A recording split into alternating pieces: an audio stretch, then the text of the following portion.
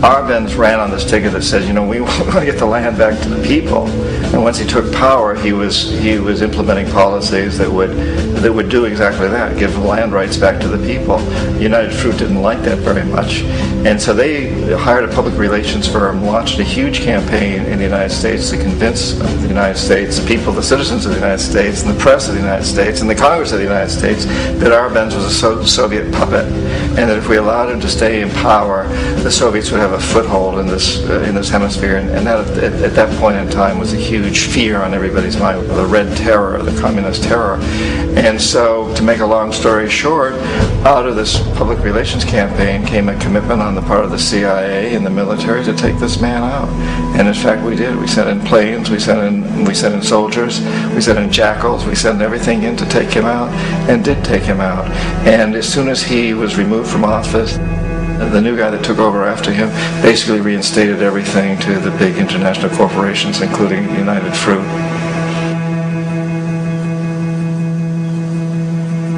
Ecuador for many, many years had been ruled by pro-U.S. dictators, often relatively brutal.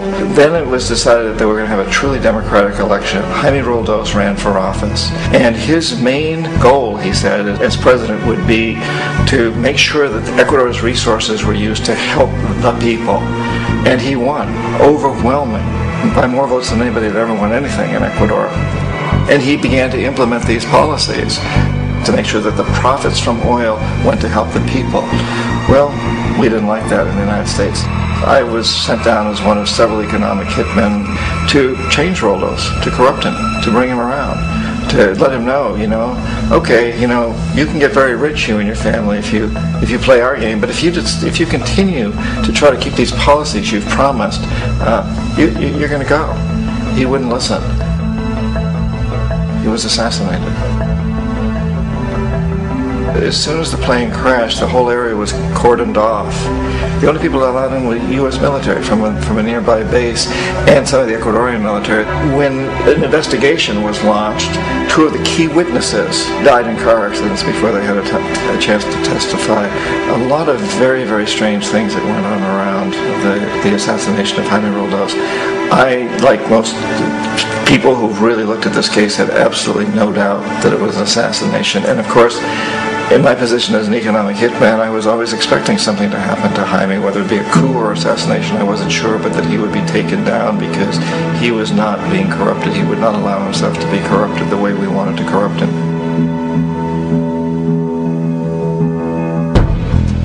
Omar Torrijos, president of Panama, was one of my favorite people. I really, really liked him. He was very charismatic. He was a guy who really wanted to help his country. And when I tried to bribe him or corrupt him, he said, look, John, he called me Juanito. He said, look, Juanito, I don't need the money. What I really need is for my country to be treated fairly. I need for the United States to repay the debts that you owe my people for all the destruction you've done here. I need to be in a position where I can help other Latin American countries win their independence and be free of this terrible presence from the north that you people are exploiting us so badly. I need to have the Panama Canal back in the hands of the Panamanian people. That's what I want. And so, leave me alone. Don't try to bribe me. It was 1981. And in May, Jaime Roldos was assassinated. And Omar was very aware of this. Torrijos got his family together and he said, I'm probably next. But it's okay, because I've done what I came here to do. I've renegotiated the canal. The canal will now be in our hands. He just finished negotiating the treaty with Jimmy Carter. In June of that same year, just a couple of months later, he also went down in an airplane crash, which there's no question was executed by CIA-sponsored jackals. Tremendous amount of evidence that one of Torrijos' security guards handed him at the last moment as he was getting on the plane a tape recorder, a small tape recorder that contained a bomb.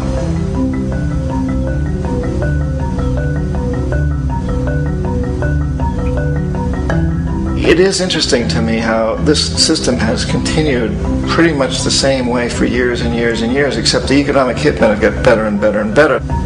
Then we come up with, very recently, what happened in Venezuela.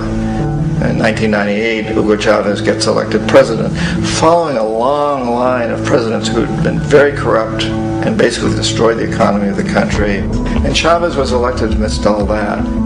Chavez stood up to the United States, and he's done it primarily demanding that Venezuelan oil be used to help the Venezuelan people. Well, we didn't like that in the United States.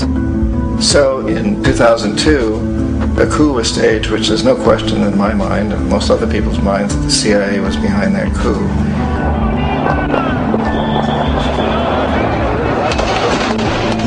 The way that that coup was fomented was very reflective of what Kermit Roosevelt had done in Iran, of paying people to go out into the streets, to riot, to protest, to say this Chavez is very unpopular. You know, if you can get a few thousand people to do that, you get television and can make it look like it's the whole country, and things start to mushroom. Except in the case of Chavez, he was smart enough, and the people were so strongly behind him that they overcame it, which was a phenomenal moment in the history of Latin America.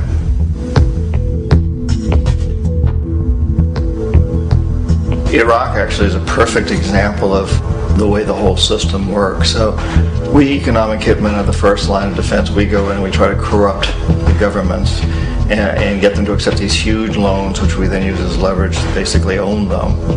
If we fail, as I failed in Panama with Omar Torrijos and in Ecuador with Jaime Roldos, men who refused to be corrupted, then the second line of defense is we send in the jackals. And the jackals either overthrow governments or they assassinate. And once that happens and a new government comes in, boy, it's going to toe the line, because the new president knows what will happen if he doesn't. In the case of Iraq, both of those things failed. Economic hitmen were not able to get through to Saddam Hussein. We tried very hard. We tried to get him to accept a deal very similar to what the House of Saud had accepted in Saudi Arabia, but he wouldn't accept it. And so the jackals went in to take him out. They couldn't do it. His security was very good.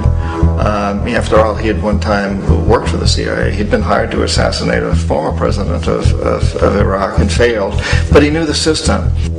So in '91 we send in the troops and we take out the Iraqi military. So we assume at that point that Saddam Hussein is going to come around. We could have taken him out, of course, at that time, but we didn't want him. He's the kind of strong man we like. He controls his people. We thought he could control the Kurds and keep the Iranians in their border and keep pumping oil for us. And then once we took out his military, now he's going to come around. So the economic hitmen go back in the 90s without success. If they'd had success, he'd still be running the country. We'd be selling him all the fighter jets he wants and everything else he wants. But they couldn't. They didn't have success. The jackals couldn't take him out again, so we sent the military in once again, and this time we did the complete job and took him out, and in the process created for ourselves some very, very lucrative construction deals. We had to reconstruct a country that we'd essentially destroyed, which is a pretty good deal if you own construction companies, big ones. So, you know, Iraq shows the three stages. The economic hitmen failed there, the jackals failed there, and as a final measure, the military goes in. And in that way, we've really created an empire, but we've done it very, very subtly. It's clandestine. All the empires of the past were built on the military, and everybody knew they were building them. So the British knew they were building them, the French, the Germans, the Romans, the Greeks. And they were proud of it, and they always had some excuse, like spreading civilization, spreading some religion, something like that. But they knew they were doing it. We don't. The majority of the people in the United States have no idea that we're living off the benefits of a clandestine empire. That today there's more slavery in the world than ever before. And then you have to ask yourself, well, if it's an empire, then who's the emperor? Obviously, our presidents of the United States are not emperors. An emperor is someone who's not elected, doesn't serve a limited term, and doesn't report to anyone, essentially. So you can't classify our presidents that way. But we do have what I consider to be the equivalent of the emperor, and it's what I call the corporatocracy. The corporatocracy is this group of individuals who run our biggest corporations, and they really act as the emperor of this empire. They control our media, either through direct ownership or